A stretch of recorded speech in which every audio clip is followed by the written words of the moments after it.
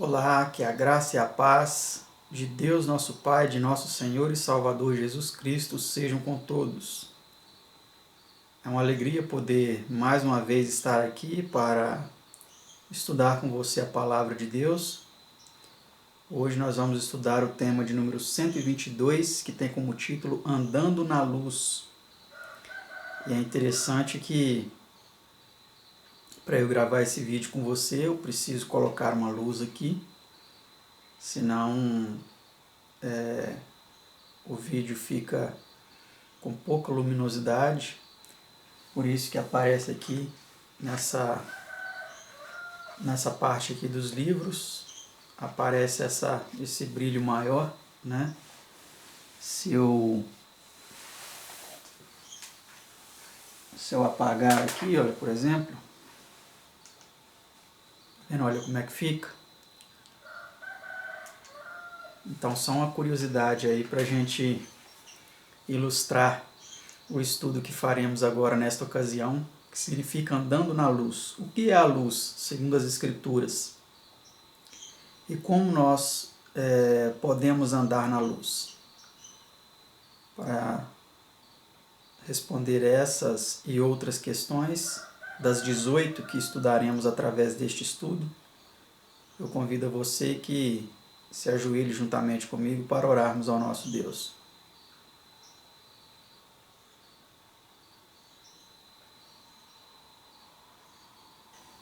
Pai Santo, Deus amado, Criador e mantenedor do universo e de nossas vidas, louvado e engrandecido seja o teu santo e eterno nome, e o nome de seu amado Filho unigênito, coautor na criação, o nosso Senhor e Salvador Jesus Cristo. Somos gratos a Ti, bom Pai, por mais uma oportunidade que nos dá de estudarmos mais um tema da Tua santa palavra. E pedimos, ó Pai, a unção de Teu Espírito para compreendermos este tema e para andarmos na luz, Senhor, como nós vamos estudar aqui. Não nos deixe, Senhor, em trevas. Se existe, Senhor, algum telespectador que está agora se sentindo, ó Pai, em trevas, sentindo sem rumo, sem direção, eu te suplico, ó Pai, que encontre, onde quer que estiver, esta pessoa, meu Deus, e guia em Tua luz. Ilumine a vida desta pessoa, meu Pai, para que ela ande na Tua luz, para que ela não se sinta mais, Senhor, em trevas, para que ela não se sinta mais na escuridão, para que ela não se sinta mais, meu Deus, sem rumo, mas que ela encontre, ó Pai, a Ti, encontre ao Teu Filho, encontre a luz da Tua palavra e siga, Senhor, sabendo onde ela está andando, de onde ela veio, onde ela está e para onde ela vai. Abra o nosso entendimento, Senhor, para compreendermos a Tua palavra, porque sem a Tua direção estaremos em trevas. Nós te suplicamos essas bênçãos agradecidos, em nome de seu amado Filho unigênito, nosso Senhor Jesus. Amém.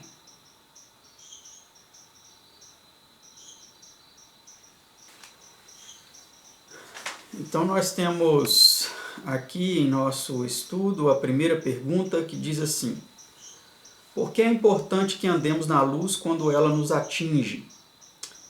Andai enquanto tendes luz, para que as trevas não vos apanhem, pois quem anda nas trevas não sabe para onde vai. João 12, 35. Nota, é importante atendermos imediatamente a uma clara questão e não delongar a obediência sob a desculpa de espera de mais luz. Fazer como fez Balaão, inquirir novamente a Deus no tocante ao que ele claro e expressamente falou, é perigoso.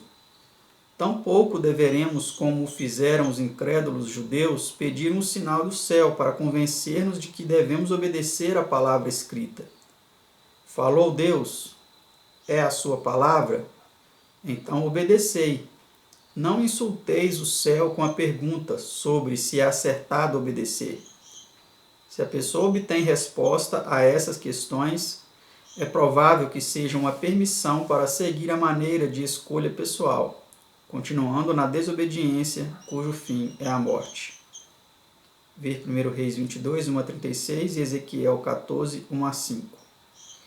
Então nós vemos aqui que nós devemos seguir a luz que já incidiu sobre nós. Todos os estudos que já fizemos até agora, esses 121 estudos, estamos agora fazendo 122. Quanta luz foi incidida, foi colocada sobre cada um de nós no tocante a vários temas da palavra de Deus. Se nós recusarmos essa luz, se nós ficarmos esperando sinais de Deus para que andemos em direção contrária àquilo que já foi declarado em sua palavra, é provável, como vimos aqui nessa nota, que esses sinais aconteçam, mas não da parte de Deus, da parte do inimigo, para nos manter em trevas, para nos manter no erro e na desobediência à luz que já incidiu sobre nós. Então, precisamos obedecer, precisamos seguir, andar na luz para que não estejamos nas trevas, né? Pergunta 2. Sob que condição nos é prometida a purificação do pecado? Mas se andarmos na luz, como Ele na luz está, temos comunhão uns com os outros, e o sangue de Jesus Cristo, seu Filho, nos purifica de todo pecado. 1 João 1, verso 7. Então, para sermos purificados de todo pecado, como vimos aqui, precisamos andar na luz, como Jesus está na luz, né? E aí, então, o sangue de Jesus Cristo nos purificará de todo pecado. Pergunta 3. Até quando pode o justo esperar que mais luz brilhe em seu caminho? Então, vamos ver até quando, né? Mas a vereda do justo é como a luz da aurora, que vai brilhando mais e mais até ser dia perfeito. Provérbios 4, verso 18.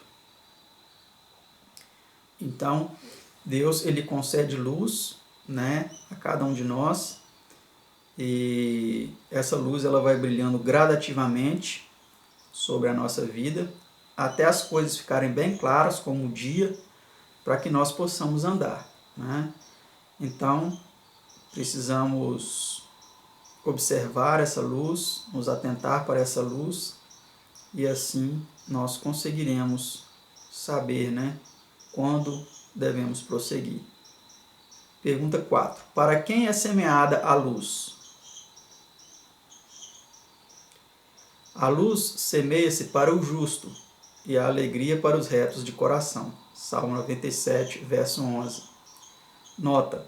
Com quanto mais empenho deseja alguém conhecer a vontade de Deus, enquanto vive segundo toda a luz que possui, tanto mais luz e verdade divinas brilharão em seu caminho. A circunstância de a pessoa ter a prova de sua aceitação da parte de Deus não constitui prova de que tem toda a luz que haja para ela. Se a luz é semeada para os justos, são exatamente estes que podem esperar que lhes sobrevenha mais luz e ver novas obrigações lhes serem apresentadas do estudo da palavra de Deus.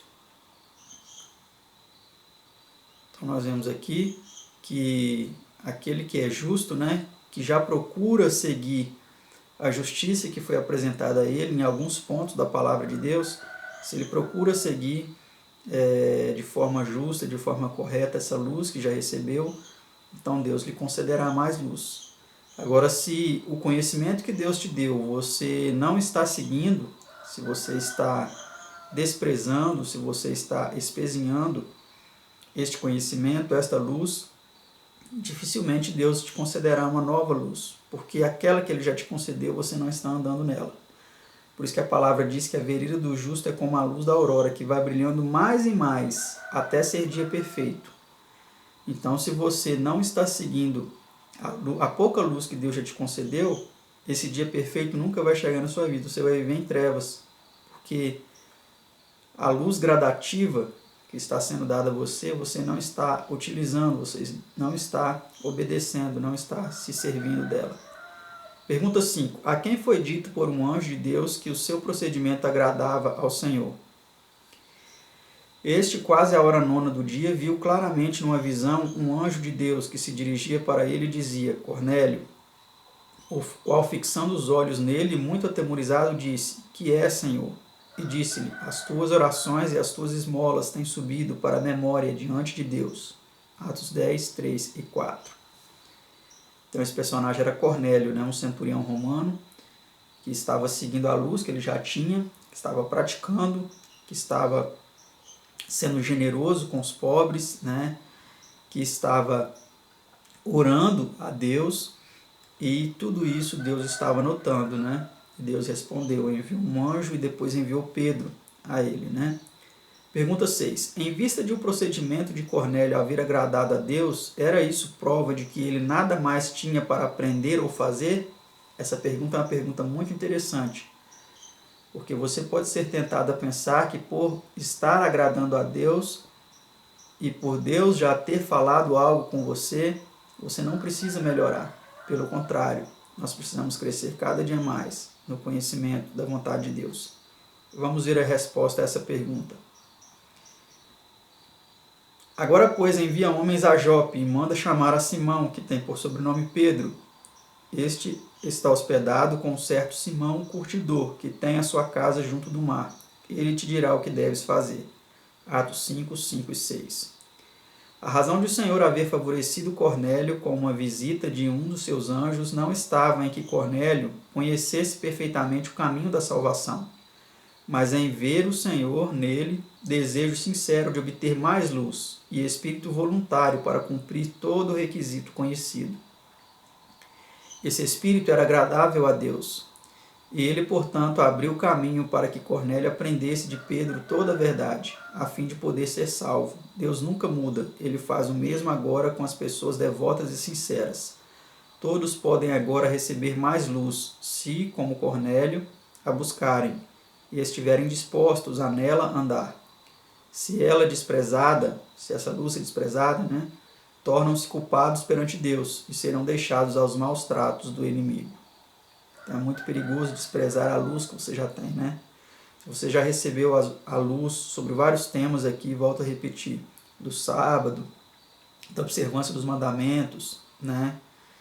E de vários outros temas delicados que a cristandade em geral tem desprezado, tem espezinhado. Você corre um risco muito grande na sua vida. Vamos para a pergunta 7. O que acontecerá com a luz que alguém possui se deixar de andar nela? A candeia do corpo é o olho. Sendo, pois, o teu olho simples, também todo o teu corpo será luminoso, mas se for mau, também o teu corpo será tenebroso. Vê, pois, que a luz que em ti há não seja trevas. Lucas 11, 34 e 35. Então, isso pode acontecer, né? Talvez uma luz de conhecimento que está em você vai servir para suas trevas, para a sua perdição, para que você tropece em outros erros, porque você tem alguma medida de luz, mas outras você rejeitou, então você vai tropeçar, né?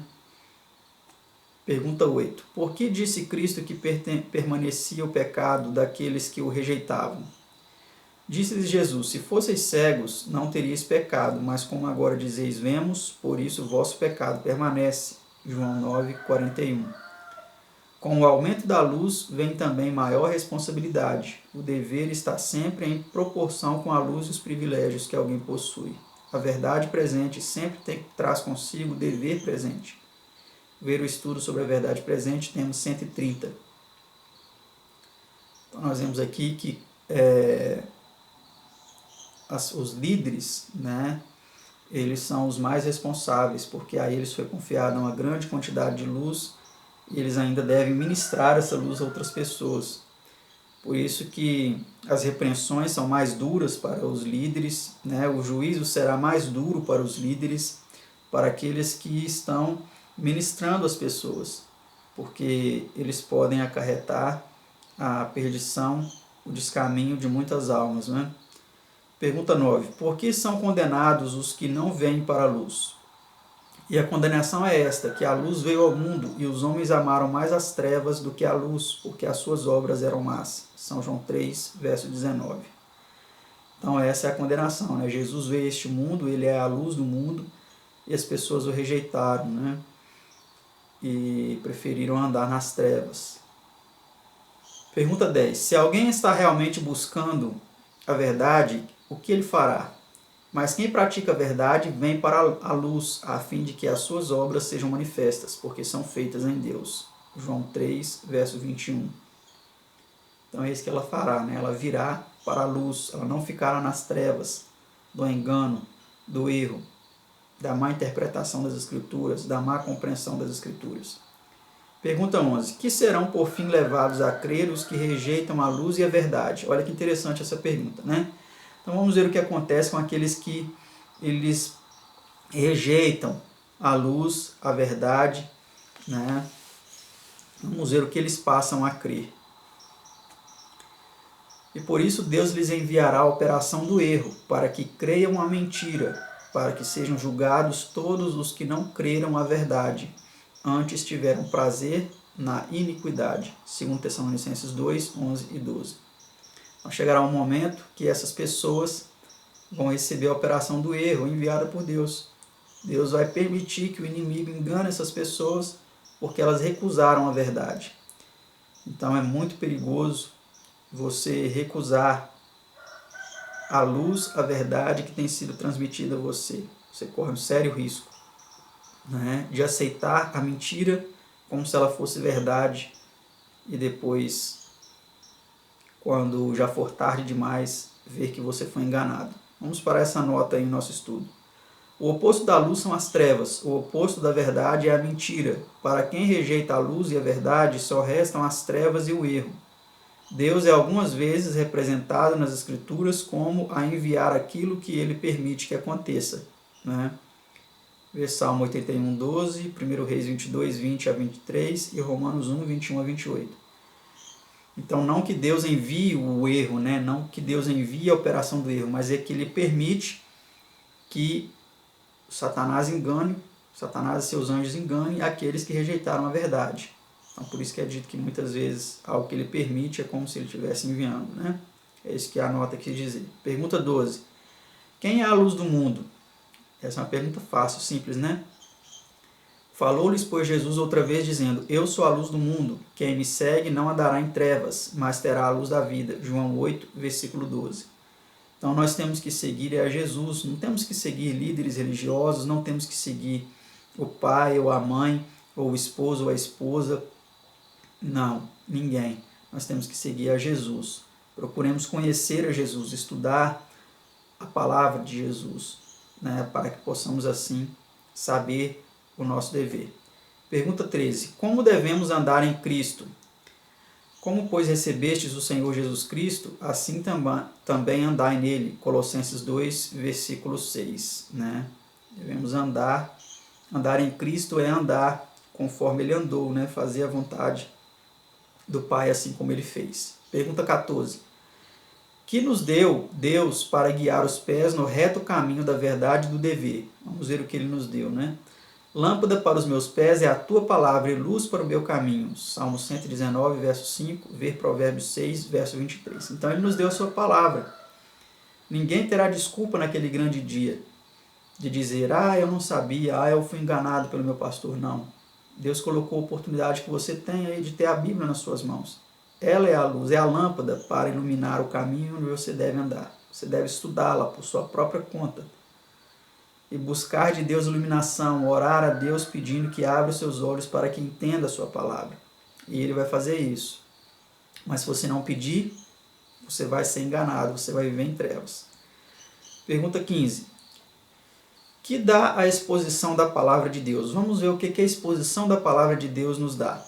A exposição das tuas palavras dá luz, dá entendimento aos simples. Salmo 119, verso 130. Então você não precisa ser uma pessoa inteligente, instruída, formada em ensino superior, em faculdade, para você compreender as Escrituras. Você não precisa. Ela dá entendimento aos simples. Muitas pessoas estão dizendo por aí que para compreender as Escrituras é preciso fazer uma faculdade de teologia, é preciso você estudar o grego e o hebraico para você compreender as Escrituras. Não deixe esse conceito entrar na sua mente. Porque aqui fala claramente que a exposição das palavras de Deus, dá luz, dá entendimento aos simples. Até os analfabetos podem, até aqueles que não sabem ler, mas que ouvem, né, a leitura da palavra de Deus, eles conseguem, porque o mesmo Espírito que inspirou as Escrituras, ele inspira a nós, ele ilumina a nossa mente para que possamos compreender a sua palavra, né? Pergunta 16. Para quem diz Cristo advirá uma bênção pelas profecias do livro do Apocalipse? Bem-aventurado aquele que lê e os que ouvem as palavras desta profecia e guardam as coisas que nela estão escritas. Apocalipse 1, verso 3. Estamos nos derradeiros dias da geração que deverá ouvir a mensagem final de advertência contida nesse livro, ver Apocalipse 14, 6 a 10 e 18, 1 a 5. Os que aceitam esta mensagem são descritos como sendo observadores dos mandamentos de Deus e tendo a fé de Jesus. Ver Apocalipse 12, 17, 14, 12 e 22, 14. E os estudos dos temas 59, 60 e 61. Especialmente este livro deve ser estudado. Então, o Apocalipse, o livro que deve ser estudado, que devemos clamar a Deus que nos dê iluminação para compreendê-lo, que devemos comparar com outras escrituras, né? Porque no Apocalipse existem símbolos que podem ser entendidos através de outros livros da Bíblia. Então, quando nós clamamos a Deus, suplicamos e pedimos que nos ajude a entender, Ele vai abrir a nossa mente, né? E vai nos ajudar a entender o que está ali. Pergunta 17. Podem os que uma vez foram guiados por Deus ser rejeitados por Ele por motivo de descrença? Olha que pergunta interessante. Vamos ver se é possível uma pessoa que já foi guiada por Deus, que já foi iluminada por Deus, ela ser rejeitada, então, por algum tipo de descrença, por alguma incredulidade de sua parte. Mas quero lembrar-vos, como a quem já uma vez soube isto, que havendo o Senhor salvo um povo, tirando-o da terra do Egito, destruiu depois os que não creram. Judas, verso 5. Então é possível, né? Existem vários outros exemplos na Bíblia que mostram isso. Por exemplo, aquele profeta que foi enviado lá para Jeroboão para condenar o altar idólatra dele. Ele fez tudo que Deus pediu, mas depois ele desobedeceu. E aí um leão matou, né? Balaão, por exemplo, ele obedeceu de certa forma. Deus usou a boca dele, mas depois ele lançou tropeço contra os filhos de Israel. Então é possível que aqueles que já uma vez andaram na luz, depois eles sejam desencaminhados, né? Existem vários outros exemplos da Bíblia, né? E nós precisamos ficar atentos para não sermos mais um desses exemplos, né? Porque existem muitos desses exemplos por aí. E a última pergunta, pergunta 18, sob que condição somente podemos nós tornar-nos participantes de Cristo? Vamos ver sob que condição. Porque nos tornamos participantes de Cristo se retivermos firmemente o princípio da nossa confiança até ao fim. Hebreus 3,14, versão Mateus 10, 22, 24, 12, 13 e Hebreus 10, 35 a 39. Então, se nós perseverarmos, se nós retivermos o princípio da nossa confiança até o fim de nossas vidas, ou até a volta de Cristo, né? Nós estaremos, então, sendo participantes de Cristo, né? Porque Cristo ele perseverou até o fim, ele foi fiel, foi obediente aos mandamentos do seu Pai, até a morte. E se nós formos também obedientes aos mandamentos de Deus, às ordenanças de Deus, ao Evangelho de Cristo, nós também seremos participantes de Cristo. Que Deus abençoe a você e a todos nós e nos ajude a perseverarmos em toda a luz que nós já recebemos. E que Deus nos conceda força para andarmos nessa luz. Que nos ajude, que mesmo se viermos a tropeçar, Ele nos levante e nos ajude a prosseguirmos nesta caminhada rumo à eternidade. Que Deus abençoe a todos. Obrigado por estarem aí conosco em mais esse estudo da Palavra de Deus. E até o próximo estudo, o estudo de número 123, se Deus quiser. Tchau.